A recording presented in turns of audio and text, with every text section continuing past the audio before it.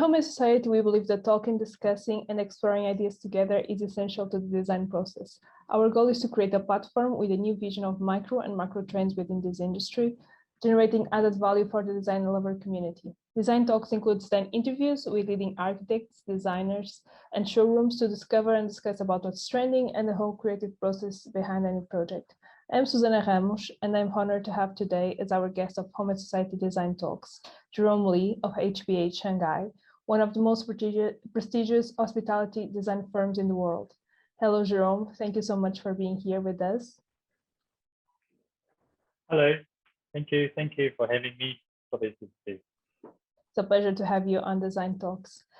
Starting with the interview, from what I've gathered, you have more than 12 years of experience working with leading international firms like CCD, Wilson Associates, and now HBA, living in cities from Hong Kong to Singapore and Shanghai.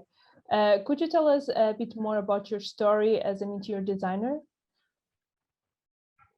Yeah, sure. I studied in Australia. I actually graduated from the architecture course, and I worked a couple of years there and got myself registered as an Australian architect. And then I decided to come back to Asia for a bit of exploration and also to find new opportunities. So I decided to come to China.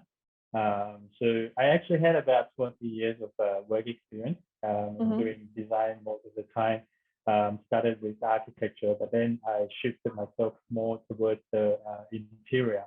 Yeah, so that's when I first worked with LTW for about seven years, and then I was stationed in Beijing after I departed from Australia, and then I moved to Hong Kong, joined the CCD for about 2 years, and then I moved again to Singapore and joined the Wilson Associates, and all doing hotel interior during all this time. And then because of the COVID-19 situation, so Wilson has been affected, unfortunately.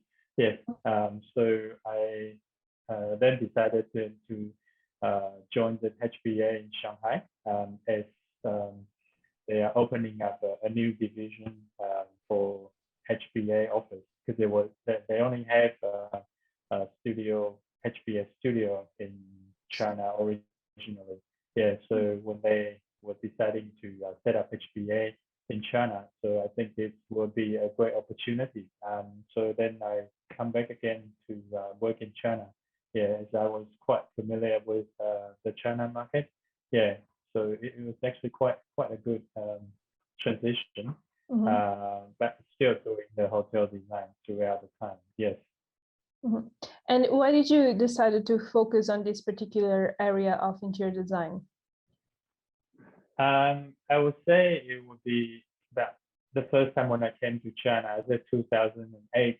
I decided to come to Beijing, and it was the year when Beijing hosted the Olympic Games.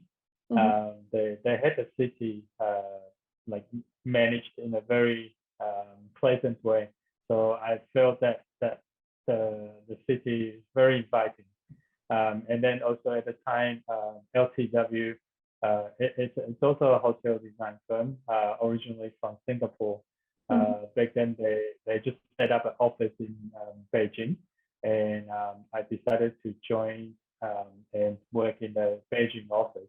Yeah, so that is the time when I decided to focus more just on the interior design of a hotel. I mean, I've worked at architecture and interior within projects back in Australia, and then, but it was more to a smaller scale, because most of the project back then when I first graduated, they only had a few renovation projects.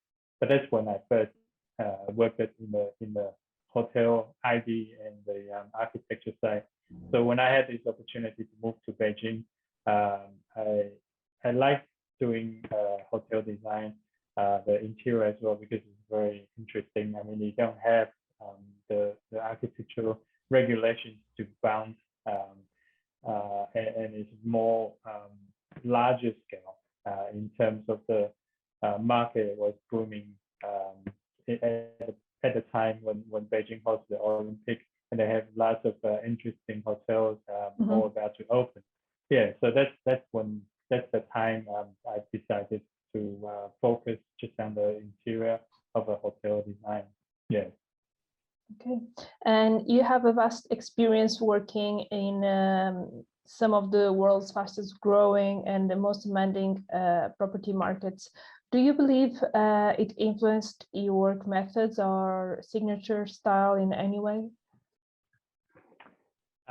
Yes, I have worked in Australia. I've worked in China. I've also worked in designs in Taiwan, Vietnam, and also Malaysia, Australia as well. When I was with Singapore, Wilson. Yeah, and it has all been very interesting, and their focus is all slightly different. Yes, but then it was the market. I think China has a great market, so it kind of, no matter where I was in the different cities in Southeast Asia, I've always been worked with projects in China. So I think in a way the method is quite different from what I first experienced in Australia. I would say because I study architecture there, so everything was more regulated. Everything was more by the book. That you didn't have to try different methods because most of the ways of doing things has already been established. But when coming to China at the time, the market is just started booming. So there's a lot of projects where you have less designer required for doing a larger project. So which means you have to think of a different approach. I mean, trying to do design only basis rather than carrying through from the design and documentation and then the contract ending, where I used to train and do in Australia. But within China, it will be more of you're doing the thinking, you're the mind or the idea-driven designer, and then you also have the opportunity to lead a bigger team members, with members who focus on the different areas like presentation or documentation or the F&D designers. So you need to know how to, I guess, put people together as a team and to coordinate and also to execute your design ideas through a series of meetings, trying to explain to people the ideas or your vision, and then have your team members to support you in a way. So at the end of the day, we're still providing the design package to the international level. But it's just that the ways of doing design and the approach is quite different. But I'm quite glad that I have worked on projects in Australia where I have actually gone through all the different phases. I used to design, and I used to do the drawings myself as well and select the material. So I guess all of this initial experience helped us when I shifted to China market, and it helped me to better establish to a bigger firm and working on a bigger project, and to also have the opportunity to lead a group of designers and still working on the very challenging hotel design. Yes. And HBA has been leading the hotel design industry since 1965, being the birthplace of hospitality design. How does that feel to be part of a company that determines the future of hotels globally? Oh, I think it's very exciting. Yeah, it's also a great opportunity to be part of HBA. I mean, HBA has worked in the hotel design or hospitality design for years, and it has established also its reputation, and also many of its projects have been awarded. So I guess a lot of people look at the hotel design, they will no HBA has been the driving force. So I'm very glad that I can be part of the team. And right now I have a team of around 10 people in Shanghai. And we have been working on hotel projects with the hotel, the global hotel operators. I mean, most of the operators have their quite sophisticated branding and also their design manuals. So a lot of the time, it's actually through innovative thinking and also trying to think outside of the box as well, trying to give frequent travelers something different, because you have been traveling around the world, you have seen hotels, and you probably get used to the traditional accommodation that's been provided. So when I come to design, I always try to think of a different approach, trying to think of a storyline, and then trying to elaborate the storyline, the narrative, and then trying to bring something connected to the local while meeting the operator's requirement. Yeah, and also to come up with something that will inspire people, as well as also to fulfill the needs of the travelers. So I guess in a way, HBA allows designers to think that way. It allows the designers to also collaborate to on the top of the understanding of the current hotel practice, but also encourages the designer to think something different and something that can help the operators to put their hotel branding as the most trendy or most sophisticated, something understated luxury to the market. So it will attract its original users to come back and to appreciate and enjoy, and also to explore something that the designer has inputted in as the engagement. Yeah, so that's something that I found that HBA allows the designers to design and challenge themselves and to come up with something even better. Yes.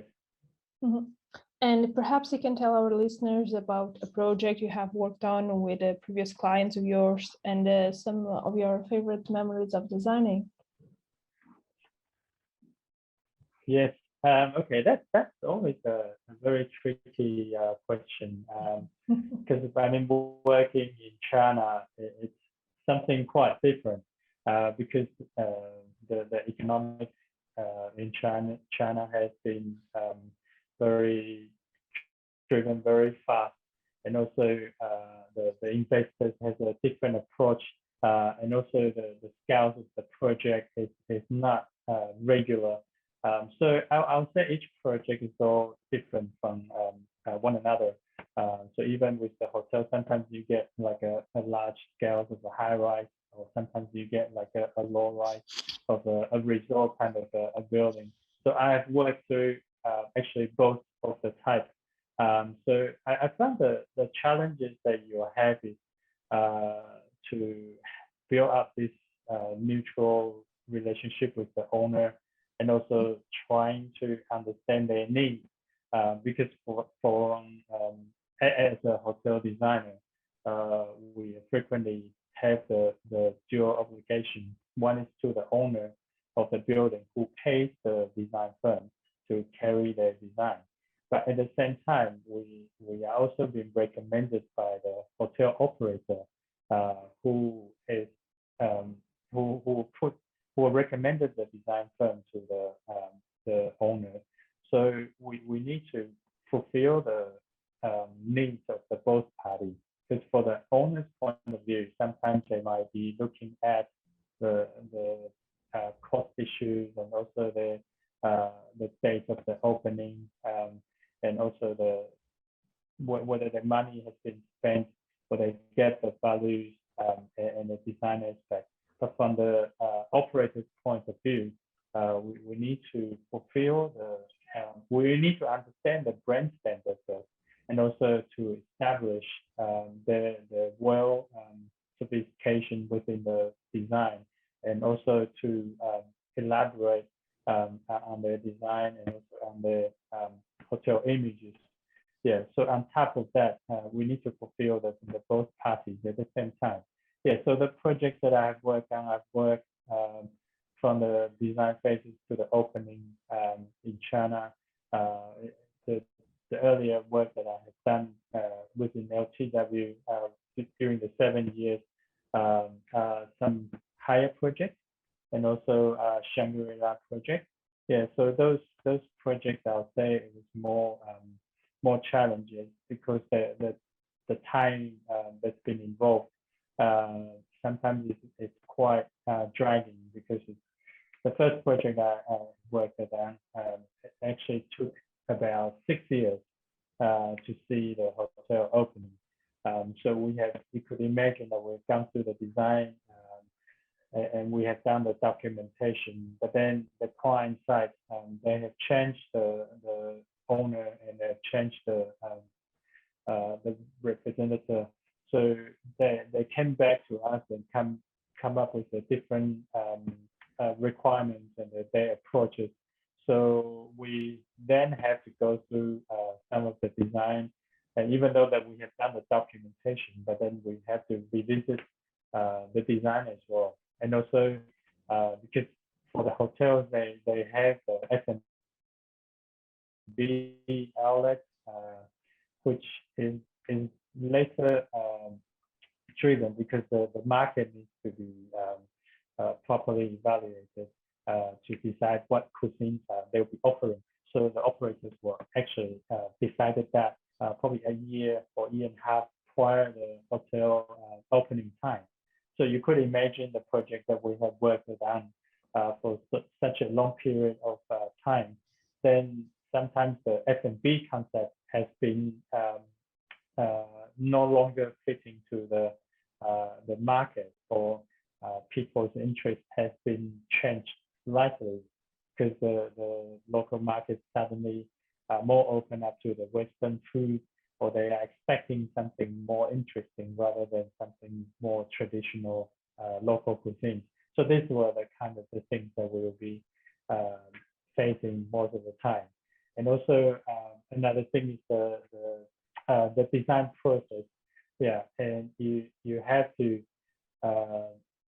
what I have done before in Australia is quite different to China, where you need to be more flexible and also knowing how to negotiate with the client and try to understand their needs, and also come up with something that's creative, innovative, so that you can persuade the client at the same time, also impress the operators, and then so that they all agree and believe that the design that we come up with will be the best for the project. Yes. Do you have a favorite trend that has been around the interior design world? Okay, I don't have a trend, but there are some great architects or designers that I follow. Mm-hmm. Yeah, so I'll say I'm not kind of the person who pursue the trend, because I think trend it comes and then it lasts a few years and then it changes. Mm-hmm. Yeah, so I always try to look something that's more timeless and something that's modern and contemporary. So when I come to design, I like to think of each design different by doing a proper research and understanding the local context, or understand the natures of the surrounding, so that it helps me to make a decision, and also how to approach the project. I mean, being trendy, yes, some of the furniture selection, yes, we do. But I would say the overall design, it needs to be more subtle, more calm down, and also to have its own character. So it will be timeless. It will always be unique, that no matter when you come and engage in it, you'll always find a piece of a connection to the user, and also in respect to its surroundings. Yeah. Mm-hmm. And when it comes to choosing the right product, what are the main criteria that you look for in a brand? Okay, I guess it comes in a different project. If I'm doing a more luxury residential project, yes, we will look around and we will have products that's more unique design, like in terms of the detail and also its finishes. That's probably more rare, and also something that it has its own character, and the character will represent the owner, or it will shows its own spirit within the space. Yes. So I guess when it comes down to the project, the selections were always tied with the owner. They were always connected to the space, and also the selection within the room. It needs to speak with one another rather than something that conflicts. Yes. And when you mentioned about the branding, yes, there are a few brandings that I like. A lot of, I think a lot of the design from Italy, like Minotti or Giorgetti, it has a lot of this nice application and looks after the ergonomic. So a lot of this design and also the detailing, the workmanship, it will be those kind of things that I look after. Yes. And is there any particular home and society products that you feel could complement your visual style in any way? Yes, I had a look at your website. It's quite interesting. I also like some of the carpet design. I kind of find it's to do with the lifestyle and also designer's passion. Yeah, because I felt that the East and the West designers, they would design something that's quite different from one another.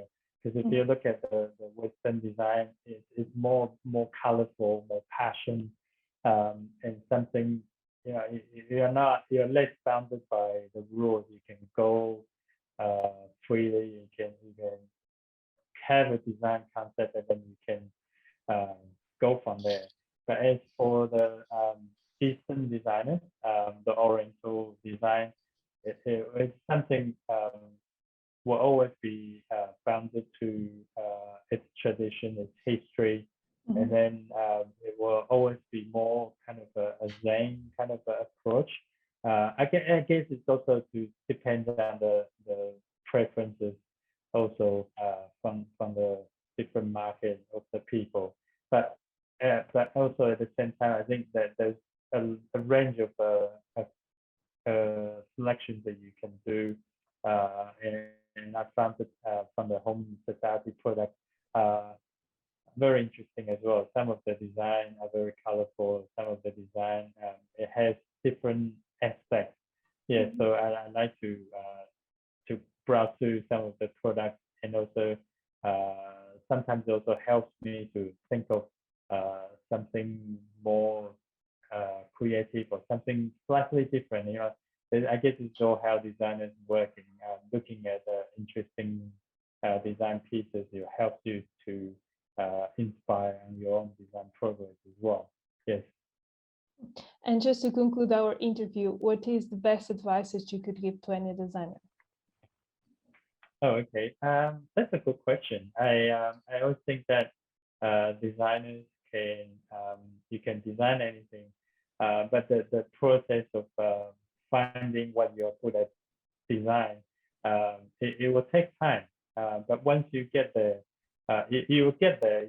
It needs time and also guidance.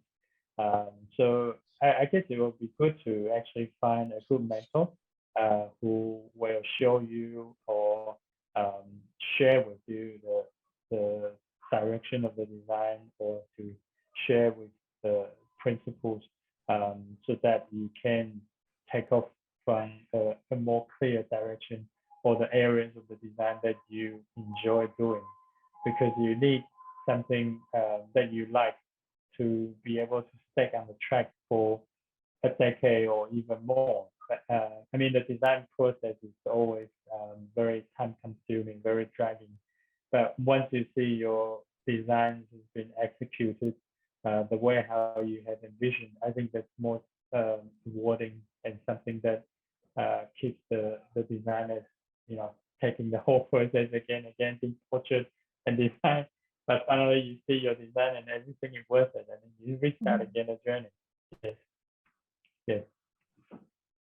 Thank you so much, Jerome, for this interview. It was very rich and very insightful. I'm sure that our listeners will enjoy it very much. It was a pleasure to have you on Design Talks, and we look forward to know more about your future projects and to share that on our social media, on our blogs. Once again, thank you for being here with us. Oh, fantastic. Yeah, thanks for having me. It was my pleasure to share, to be on the talk with you. Thank you very much.